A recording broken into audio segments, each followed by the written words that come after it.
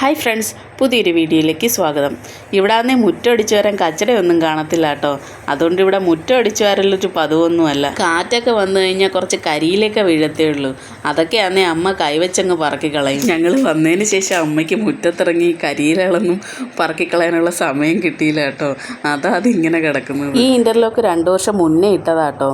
ഇപ്പോഴാണ് ഇതിൻ്റെ സൈഡിലൊക്കെ നല്ല ഗ്യാപ്പുണ്ട്. അപ്പോൾ അതൊക്കെ ഒന്ന് കവറാവാൻ വേണ്ടിയാണ് ഈ പാറപ്പൊടി മുകളിലോട്ട് ഇട്ടത്. മഴയത്ത് മണ്ണെല്ലാം കൂടെ ഒലിച്ചു പോയതാട്ടോ. ഇപ്പം ഇതൊന്നും ഇതിൻ്റെ ഇടയിലോട്ടൊക്കെ ഒന്ന് ഫില്ലാവാൻ വേണ്ടി ഇട്ടിരിക്കുന്നതാണ്. ആവാത്തത് പിന്നെ ഞാനും ഇതിൻ്റെ ഇടയിലോട്ട് ഇങ്ങനെ തട്ടിയിട്ട് കൊടുക്കുക. നടക്കുമ്പോൾ ഈ കല്ലിനൊക്കെ ചെറിയൊരു കുലുക്കം ഉണ്ടായിരുന്നു കേട്ടോ. വണ്ടിയൊക്കെ കയറുമ്പോൾ എൻ്റെ സൈഡൊക്കെ പൊട്ടി തുടങ്ങുമായിരുന്നു. ഇതിപ്പോൾ പാറപ്പൊടി ഇട്ട് കൊടുത്തിട്ട് 4-5 ദിവസമായി കേട്ടോ. അതൊക്കെ അതിൻ്റെ ഇടയിൽ ഏകദേശം പോകാനുള്ളതൊക്കെ പോയി കാണും. ഈ പാറപ്പൊടിയാണെങ്കിൽ ചൂലുകൊണ്ട് വലിച്ചിട്ടങ്ങോട്ട് വരുന്നുമില്ല കേട്ടോ. ഈ വലിയ വലിയ പീസുകളൊക്കെ ഇനിയിപ്പോൾ കോരിക്കളയണം. ഇത് നല്ലൊരു പണിയായിരുന്നു കേട്ടോ. അവസാനം ചൂലുകൊണ്ടൊന്നും പിടിച്ചിട്ട് ഇത് വരുന്നില്ലായിരുന്നു. പിന്നെ ഇത് കോരിയാണ് കളഞ്ഞത്. എന്നാലും ഗ്യാപ്പിലൊക്കെ പോകാനുള്ളത് പോയിട്ടുണ്ട് കേട്ടോ. ഇപ്പോൾ ഇതിന് അനക്കമൊന്നുമില്ല. 2 ദിവസം കൊണ്ട് വിചാരിക്കുക ചെടിച്ചട്ടി വാങ്ങാൻ പോകണമെന്ന്. മഴയായതുകൊണ്ട് പുറത്തിറങ്ങലും വലിയ ബുദ്ധിമുട്ടാണ്. അതുകൊണ്ട് പിന്നെ ഇന്ന് പോകാമെന്ന് വിചാരിച്ചു കേട്ടോ. കുറച്ച് മഴ തോർന്നിരിക്കുമല്ലേ.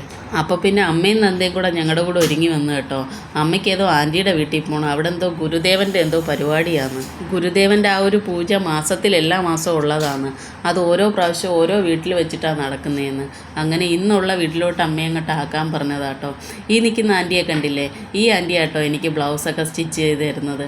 നന്നായിട്ട് ചെയ്ത് തരും.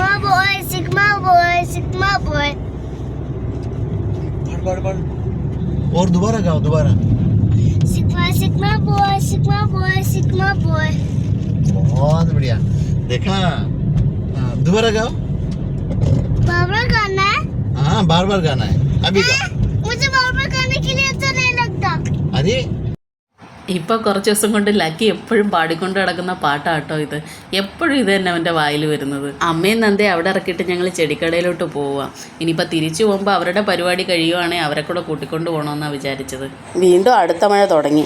ഞാൻ വിചാരിച്ച് ഇന്നിനിപ്പോൾ മഴയൊന്നും പെയ്യത്തില്ല എന്ന്. അതുകൊണ്ടായിരുന്നു ചട്ടി വാങ്ങിക്കാൻ വേണ്ടി ഇറങ്ങിയത്. ഇന്നിനിയിപ്പം വീട്ടിൽ ചെന്നിട്ട് ചെടി നടക്കൊന്നും നടക്കത്തില്ലെന്നാണ് തോന്നുന്നത്. ഫ്രണ്ട്സൊക്കെ അയച്ചെന്ന ചെടികളിൽ ഇനിയും ഉണ്ട് ബാക്കി നടാൻ. ചട്ടി ഇല്ലാഞ്ഞുകൊണ്ട് വെച്ചിരുന്നതാണ്.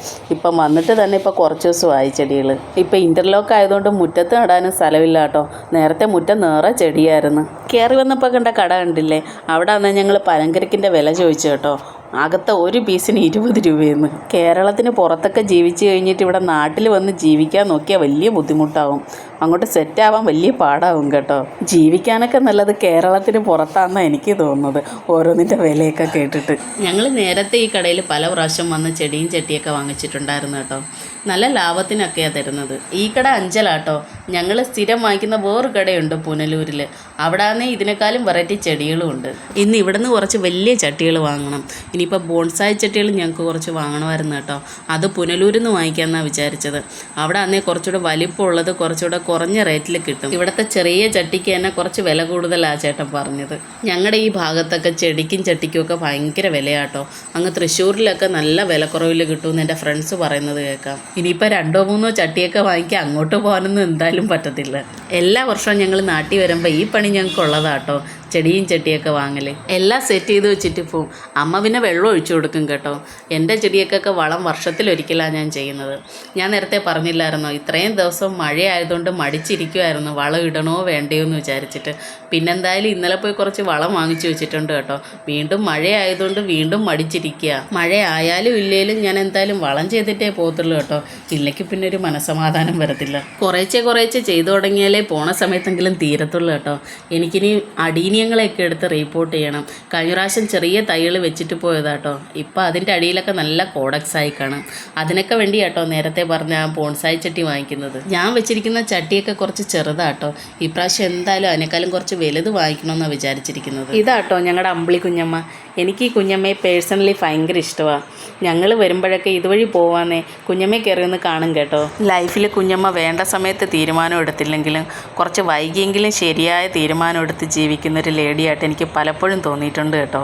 നമുക്ക് ചുറ്റും ഇന്നും ഉണ്ട് ഒരുപാട് പേര് ശരിയായ തീരുമാനങ്ങൾ എടുക്കാൻ വൈകി പോണവർ. അവർക്കൊക്കെ ഈ കുഞ്ഞമ്മ ഒരു റോൾ മോഡൽ തന്നെയാണ്. പിന്നെ ഞങ്ങൾ ഇവിടെ നിന്ന് കുറച്ച് അൽബൂരി വാങ്ങി കേട്ടോ. ഏട്ടൻ ഇത് ഭയങ്കര ഇഷ്ടമാണ്.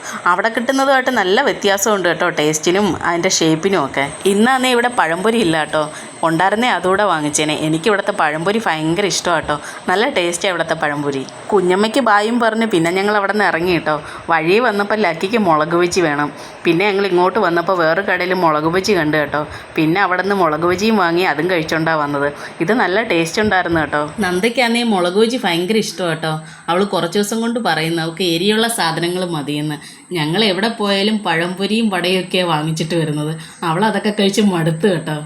ഇപ്പം ഞങ്ങൾ കടയിൽ എരിയുള്ള സാധനങ്ങൾ നോക്കിയാട്ടോ വാങ്ങിക്കുന്നത്. അവൾക്ക് അതൊക്കെയാണ് ഇഷ്ടം. അമ്പിളിക്കുഞ്ഞമ്മയെ കാണാൻ കയറിയപ്പോൾ ഭയങ്കര മഴയായിരുന്നു കേട്ടോ പുറത്ത്. ഇപ്പോൾ കുറച്ച് കുറഞ്ഞിട്ടുണ്ട്. ഇനി പുതിയൊരു വീഡിയോ ഇട്ട് വരാം. Okay friends, by.